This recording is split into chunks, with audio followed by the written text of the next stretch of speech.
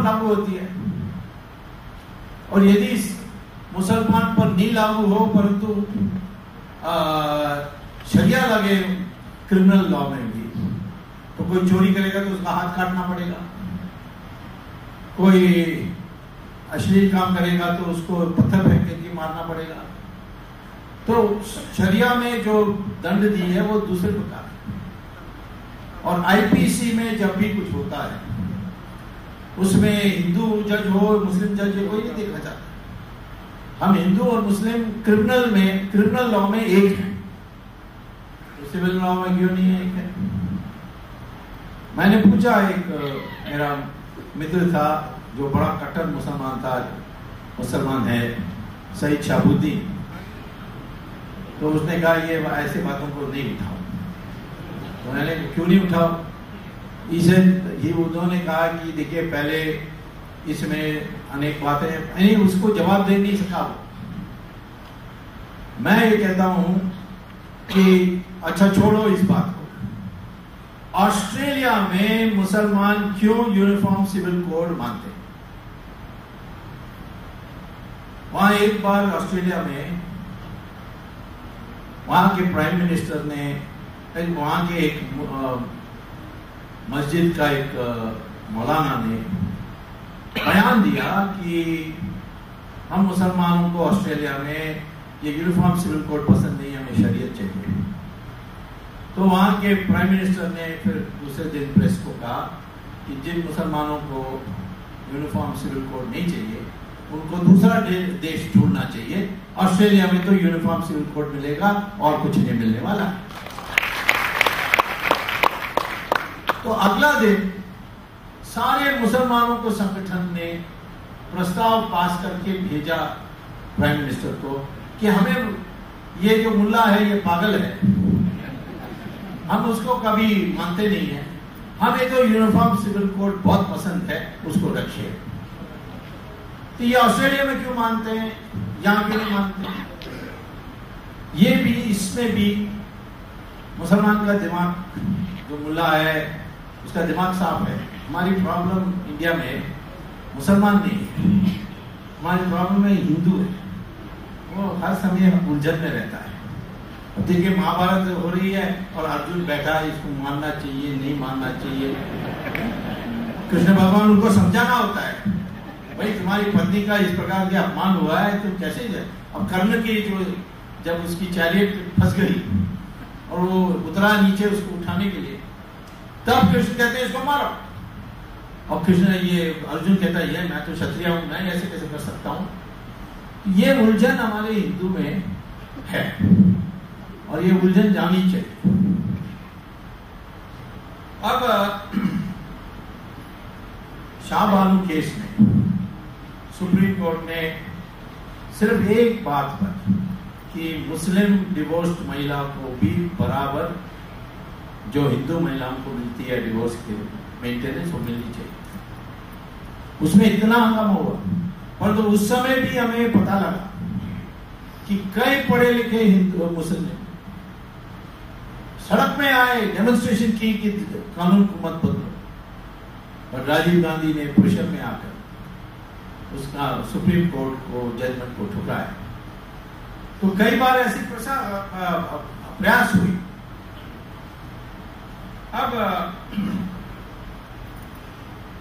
मुस्लिम देशों में uniform civil code कई जगहों में, टर्की में, पाकिस्तान में एक आर्बिट्रेशन काउंसिल है, उसकी परमिशन लेने के बाद भी एक दूसरी शादी करनी पड़ेगी। और यदि उसका जो पहला पत्नी है वो डिवोर्स चाहेगा इस कारण से कि उसने दूसरे के साथ शादी की, तो फिर उसको डिवोर्स मिलेगा। ये पाकिस्तान में। इसी प्रकार से ट्यूनीजिया में उन्होंने एक से ज्यादा अब शादी नहीं कर सकते, और ये नेचुरल भी है क्योंकि 50% मेल्स हैं, 50% फीमेल हैं, और शादी होगी तो एक ही को करना चाहिए, एक 5 को करेगा, किसी और को शादी करने के लिए लड़की नहीं मिलेगी। तो ये नेचुरल लॉ कि यूनिफॉर्म सिविल कोड होनी चाहिए, और उसमें उसके साथ जो और चीजें हैं उसको भी हम पक्का करनी चाहिए। मैं अभी केरल में था तो कई मुस्लिम महिला आए थे मेरे पास और कहा कि हमें इनहेरिटेंस बराबर नहीं देती। वो पहले लड़कियों को देते ही नहीं, या 1/6 देते हैं या 1/3 देते हैं, पुरुष के बराबर नहीं। तो मैंने केस डाला कोर्ट में केरल में और उसमें हम जीतेंगे निश्चित, क्योंकि ये अन्याय है कि महिला और पुरुष में फर्क होना चाहिए। फादर की इनहेरिटेंस जो फादर ने कमाया है उसको अधिकार है किसको देने के लिए, कितना किसको देने के लिए, लेकिन ये कानून से उनको नहीं दिया जाए ये तो ठीक नहीं है। तो ये एक है। दूसरा है कि शरिया में रूल है कि विटनेस में पुरुष के बराबर कोई काउंटर विटनेस महिला लाओगे तो आपको 2 महिला लाना पड़ेगा, एक महिला एक पुरुष के बराबर नहीं। ये मुझे प्रीति जिंटा को समझाना पड़ेगा। तो अब आपसे मैं ये पूछता हूं कि कॉन्स्टिट्यूएंट असेंबली में अंबेडकर से बहुत अन्याय हुआ है। जवाहरलाल नेहरू को जलन था उसके बारे में। ये कोलंबिया यूनिवर्सिटी गए, 1916 में गए थे अंबेडकर कोलंबिया यूनिवर्सिटी, वो जो आईवी लीग कॉलेज में, वहां पीएचडी इन इकोनॉमिक्स ली उन्होंने।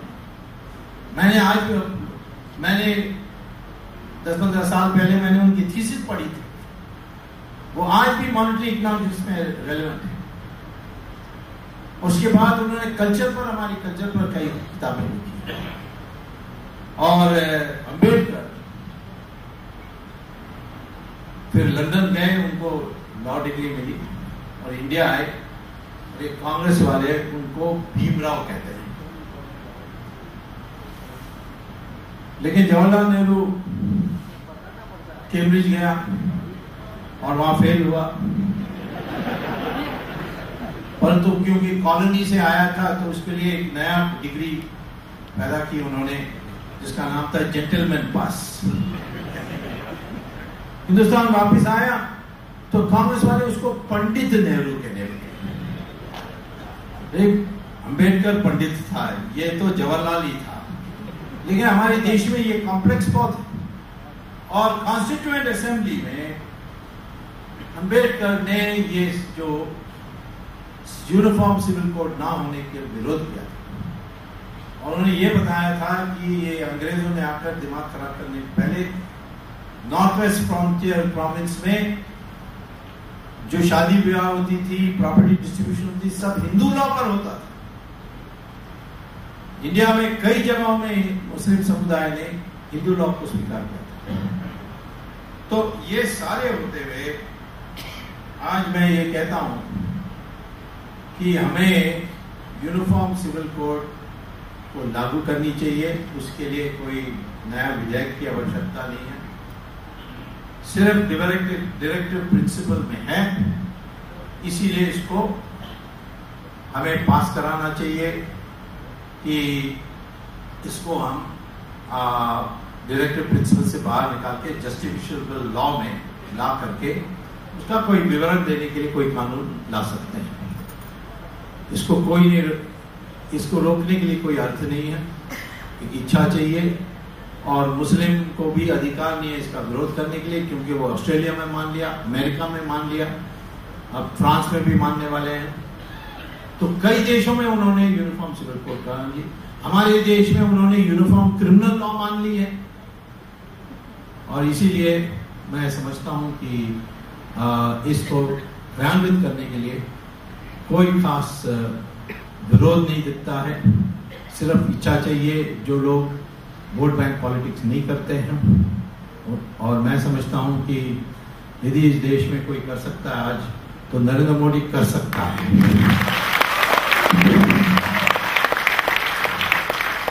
और उनके ऊपर प्रेशर लगा के रखना है। दूसरे लोग प्रेशर लगा रहे हैं कि नहीं गड़बड़ हो जाएगा, ये हो जाएगा, पहले साल ही क्यों करना है, अगले बार 5 साल के बाद जीत कर आएंगे तब कर सकते हैं। ऐसे लोग समझा रहे हैं उनको।